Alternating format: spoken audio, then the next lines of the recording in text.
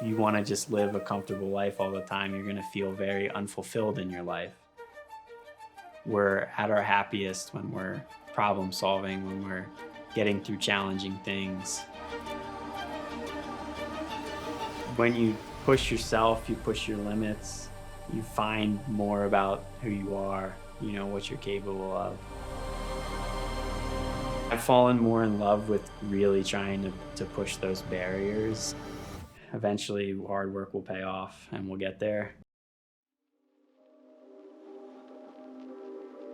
When I think back of all like where I started from and where I'm at now, I mean, the road has been so long and it's been so up and down.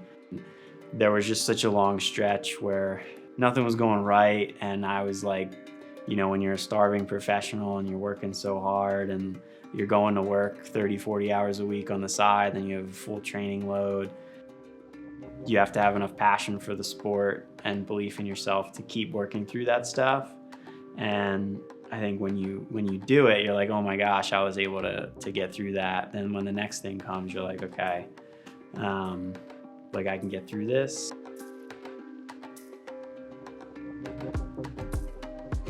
Coaching yourself, it's an interesting dynamic.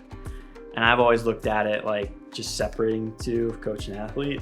And I'm like, I have to do the job a coach would do, and then I need to do the job an athlete would do. When I put my coach hat on and I'm looking at the plan, I'm looking at this is the race schedule, this is what we need to do for like the whole year, and I kind of plan that out, then I start writing, you know, the blocks. And then once I write those sessions, I just switch that off. And it's like, okay, now you're gonna be an athlete. And when you wake up, like you just look at what your training is and you go do it. I remember being in Des Moines last year.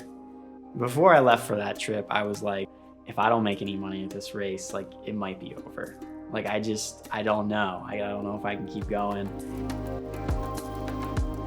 That night, like all these storms are rolling through. And I wake up and the race is like postponed a few hours. So I'm sitting there and I'm like, oh my God, I'm not even gonna get a chance to race. And I'm like sitting in my hotel room, just like, I'm like wanting to cry because I'm just like, I don't know what I'm gonna do now. Like, I'm not gonna make any money. This might be it. I don't know. And then we end up getting a message, hey, race is on in like an hour and a half. And it was like this mad rush. It was like everybody in their hotels got in their cars at the same time and tried to get there. And there was so much traffic.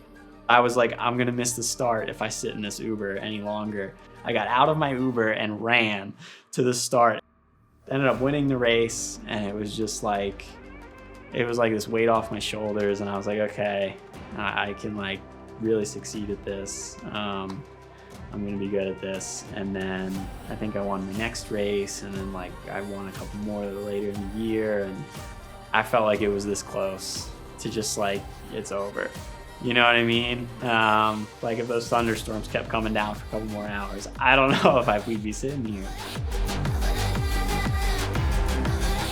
You see the performance, but the amount of work that went into it is incredible, and nobody sees any of that. And that's so much of the stuff that I'll remember is all that hard work that I put in. I hope to do it another 10 years or whatever, but it could be gone sometime soon.